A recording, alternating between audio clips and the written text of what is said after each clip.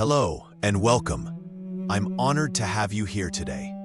What you are about to hear is not just a story, it's a real-life account based on extraordinary memories shared by a young boy named Tomo. His memories reach far beyond the life he was born into, inviting us to reflect on the mysteries of existence and the journey of the soul. Neuroscientific research shows that during the first 6 years of life, a child's brain develops more rapidly than at any other time. Neural connections form at astonishing rates, laying the foundation for memory, language, and the sense of self. Center on the Developing Child, Harvard University, 2021. But sometimes, memory seems to reach beyond what is possible, beyond biology, beyond experience. Today, we explore one such extraordinary case, the story of Tomo, a young boy from Japan. Tomo was born in Japan in January 2000. A decade later, in 2010, his story reached Dr. Masayuki Ohkado, a professor at Chubu University, who interviewed him twice, first with his mother and then with his father. Tomo was a bright child, energetic and articulate. However, by the time of the interviews, he had already forgotten most of the memories of his supposed previous life. Thus, Dr. Ohkado based his investigation mainly on the testimonies of Tomo's parents, supported by documented records, including diaries, notes, faxes sent to counselors, photographs, and family videos. The first sign that something unusual might be happening came when Tomo was 3 years and 11 months old. One night, as his mother tucked him into bed, Tomo suddenly said, "I want to peel garlic." Puzzled, his mother asked why he wanted to do that. Tomo answered, "Because I used to do it before, when I wasn't called Tomo." Still confused, his mother asked him to explain. Tomo continued, "I used to be the son of a restaurant owner in the United Kingdom, but now I'm Tomo." When asked when he had been born, Tomo replied, "August 9th, 1988. They called me Gary's. I lived on the 7th floor of a building." His mother asked what had happened to that former Tomo, and Tomo answered, in an almost casual tone, "I had a high fever of 45 degrees Celsius, died." Tomo's mother, who had no knowledge of cases involving children recalling past lives, was deeply puzzled. Still, the next day, she bought heads of garlic. To her amazement, Tomo peeled the garlic skillfully, using his left hand, despite being naturally right-handed. Shortly after, more curious remarks followed. Tomo mentioned that in his previous life, he used to take a pill called EMD, which he described as yellow and round. He also said that his British mother would read him a picture book before bedtime, and upon finishing, would touch his forehead and say, "That's it for today." His mother thought this gesture might be equivalent to a goodnight kiss, something rarely practiced in Japan. One day, during a visit to a DIY store, Tomo pointed to a globe and said, "I lived here." He was pointing to the United Kingdom. At home, his mother showed him a detailed map, and Tomo pointed near Edinburgh, pronouncing it Edinburgh. Even before he began speaking openly about his past life, Tomo displayed remarkable abilities. At just 11 months old, he showed an unusual attraction to Roman letters. Before learning to write in Japanese, he could already write his name, Tomo, using Roman characters. At 2 years and 9 or 10 months old, while his mother was watching a TV drama, the song "Top of the World" by the Carpenters began to play.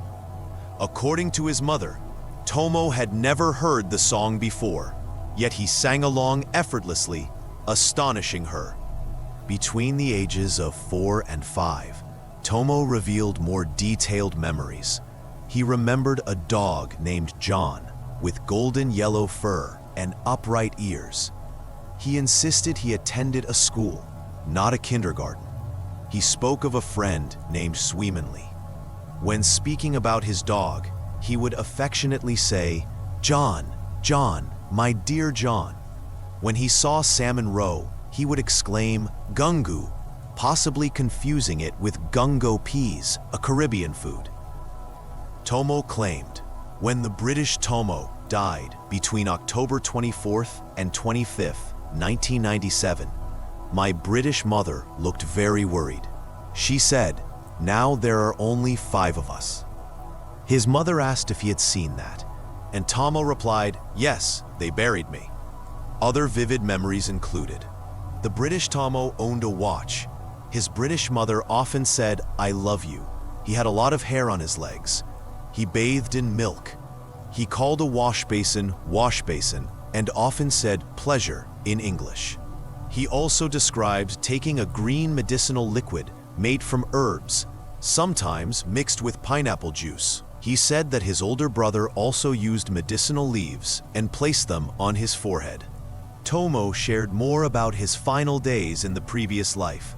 He often ate carrots and radishes cut up and warmed for 4 minutes, topped with melted cheese. He rode double-decker buses. He used British pounds, not yen.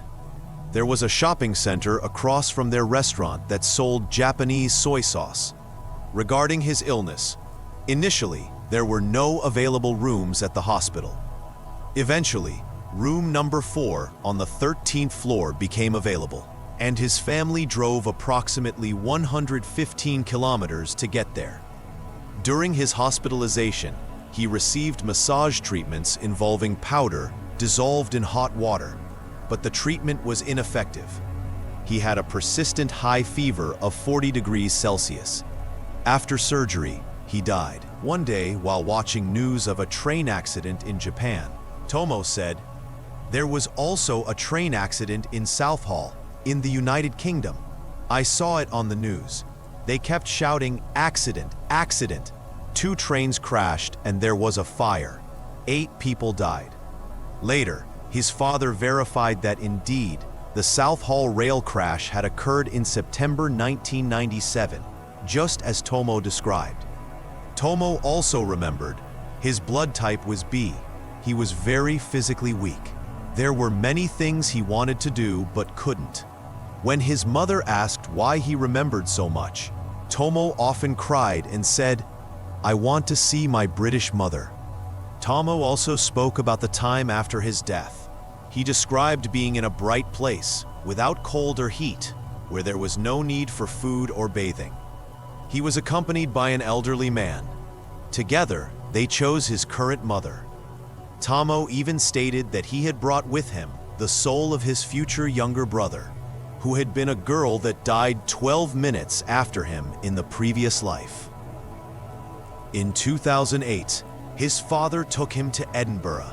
Although Tomo felt some familiar emotions, he could not locate any specific places.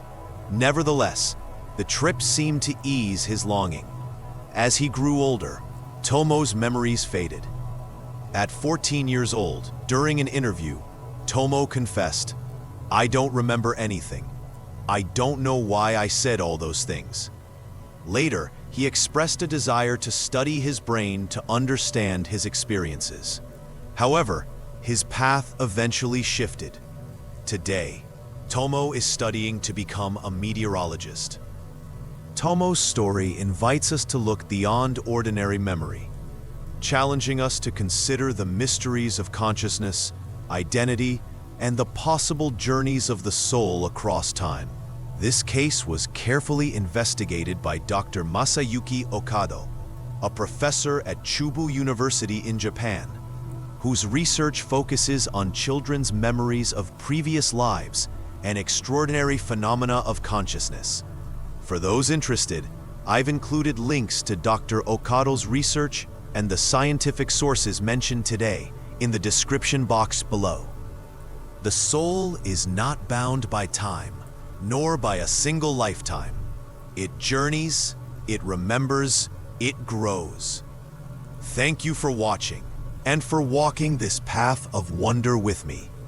See you in the next story.